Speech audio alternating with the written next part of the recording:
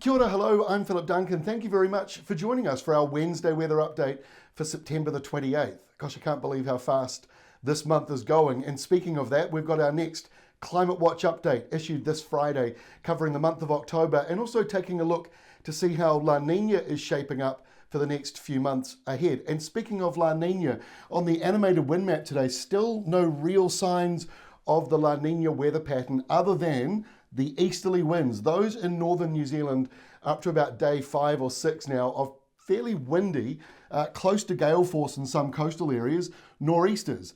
And they aren't going away anytime soon because there's this area of low pressure in eastern Australia that's about to move over, get caught up in this system and produce a low pressure zone with wind and rain coming in for the weekend. So we've got that to contend with. And in Australia, a lot of high pressure all the way south down towards Antarctica, keeping things a lot more settled there than they were, say, a week or two ago. But you've got this colder southerly still coming through and a fair bit of rain as well. So we'll kick off with the rain maps. This is just for the next 24 hours from Wednesday morning this morning, showing the heaviest rain falling here on the west coast, getting up to around 60 or 70 millimetres on the hilltops. Not much for the North Island, only a couple of showers, and a similar story around the eastern side of the South Island.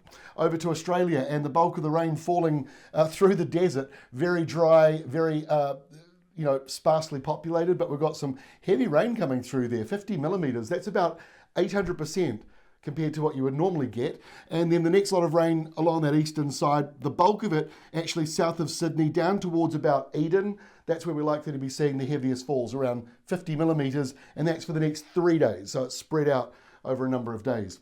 Let's have a look at the forecast as we go through to Thursday. So there is that low hugging New South Wales and pushing in some rain or showers down the eastern coastline. Canberra's got right on the borderline of getting some of that rain as well, and a cooler southeasterly flow coming in. On the New Zealand side, it's a mild subtropical northerly flow coming through. For now, it's not going to stay that way, because down in the south on Thursday, in comes this colder change. So by Friday, a wintry change is now moving up the South Island. High pressure moving in from the south of Australia, though, that will keep things fairly settled.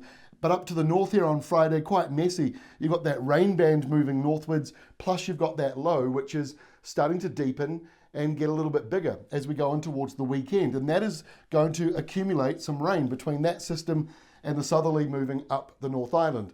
So the rainfall totals for the north, and this is for 2 days from 6 p.m. on Friday night, showing some heavy rain coming in for Northland, Auckland and Coromandel Peninsula, around about 50 to 80 millimetres. It's still yet to be locked in. It's quite a messy, slow-moving system. So this map may not 100% be how it shapes up. So keep up to date with your hourly rainfall totals and your daily rainfall totals that you can get from both Weather Watch and over at Rural Weather. And you notice how that high comes into the South Island and calms things, dries things down. Calms things down, dries things out. There we go. Here's Saturday. So that low, it's not overly stormy, but with the high pressure belt to the south here, that's going to create windy weather. So there's a chance of gales in northern New Zealand on Saturday as that northeasterly kicks in. Plenty of rain around. Patchy falls though. It won't be solid rain everywhere you go, but there'll be some areas where it's a bit dry. And then the South Island, quite a different setup. Over in Australia, the cold, showery winds continue on. They just get into Canberra, blowing through Sydney and most other main centres on the eastern coastline up to about Queensland, and then it dries up again for you. And as we get through to Sunday, still got wet weather hugging that eastern side of Australia. Still kind of cold as well, especially down here to the south with that southerly flow coming through.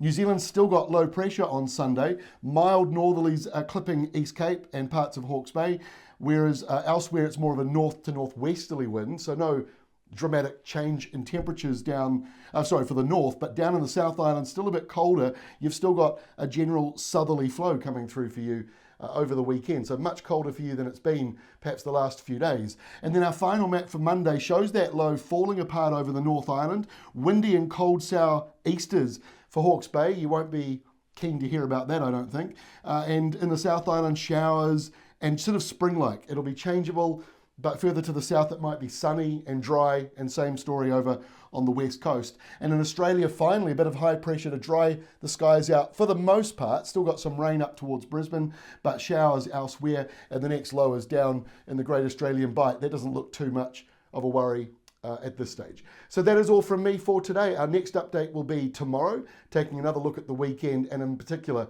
that low that's coming in for the North Island. A chance of some severe weather as a result of that. We'll see you tomorrow. Thanks for joining us today.